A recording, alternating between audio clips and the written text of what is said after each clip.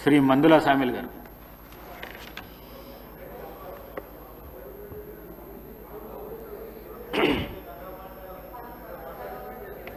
అధ్యక్ష, మీకు ధన్యవాదాలు. మహాత్మా గాంధీ జాతీయ ఉపాధి పథకాన్ని ఆనాటి యూపీఏ చైర్మన్, ఆనాటి భారత ప్రధానమంత్రి మన్మోహన్ సింగ్ గారు, ఆనాటి ముఖ్యమంత్రి వర్యులు రాజశేఖర రెడ్డి గారు చేవెళ్ళ నియోజకవర్గం ఆలూరులో దేశవ్యాప్తంగా మొట్టమొదటి ప్రారంభించడం జరిగింది. ఆ మీటింగ్కు నేను కూడా పోయినా. అది ఎంతో దురదృష్టని కోట్లాది మంది భారతదేశంలో బాధపడుతున్న పేదరికం ఉన్న ప్రజలకు ఈ స్కీమ్ ద్వారా ఒక పని గ్యారంటీ జరగాలి, వాళ్ళకి తిండికి తిప్పలు లేకుండా ఉండాలి, వాళ్ళు పోయి పని చేసుకుంటే వాళ్ళ పని దొరకాలని ఒక బ్రహ్మాండమైన సంకల్పంతో, ఒక అభ్యుదయ భావంతో, ఒక సామాజిక బాధ్యతగా ఆ స్కీమ్ను పెట్టడం జరిగింది. కానీ ఇలా జీరామ్జీ అంటున్నారు. జీరామ్జీ ఏందో నాకు అర్థం కాలే. ఆ జీరామ్జీ ఏందో నాకు అర్థం కాలే.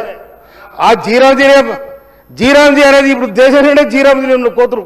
ఆ కోతులు బంద్ చేయరు.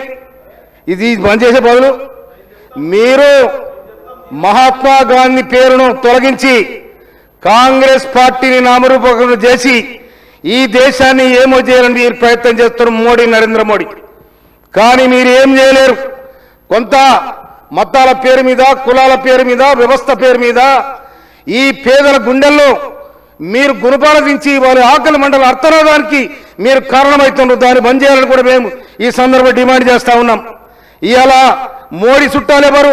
పనికి ఆరు పథకం పోరు, అమిత్ షా చుట్టాలు పోరు, ఎవ్వరు పోరు. ఇవాళ ఆకలి మండల అర్థనాదాలు ఎస్సీలు, ఎస్టీలు, బీసీలు ఇవాళ ఆ స్కీమ్లో పాల్గొన్నారు. అందుకోసం తెల్లారంగా గడ్డపార పట్టుకొని చేసే సందర్భాలు ఉన్నాయి. నేను కూడా ఆ పనిలో నిమగ్నమైన నేను. ఎందుకంటే కరోనా వచ్చినాడు కష్టజీవులు ఇవాళ మాకు ఇదే ఆధారమని బతికిన సందర్భాలు చూసినాం మేము. అందుకోసమైనా నడవంతరంగా ఇవాళ మీకు ఏం నష్టమైందో కూడా నాకు అర్థం కాలే. మహాత్మా గాంధీ దేశ స్వాతంత్రం కోసం ముందు వరుసలో ఉండి కొట్లాడిన మహనీయుని ఇలా పేరు తీసేసి జీరామ్జీ అంటే మరి ఏదో నాకు అర్థం కాలే. అందుకోసమనే ఈ పేరు మార్పును బంద్ చేయాలి.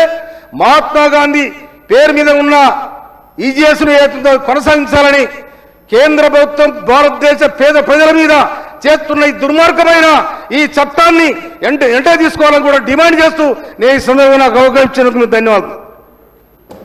శ్రీ ఎడమ బుజ్జు గారు.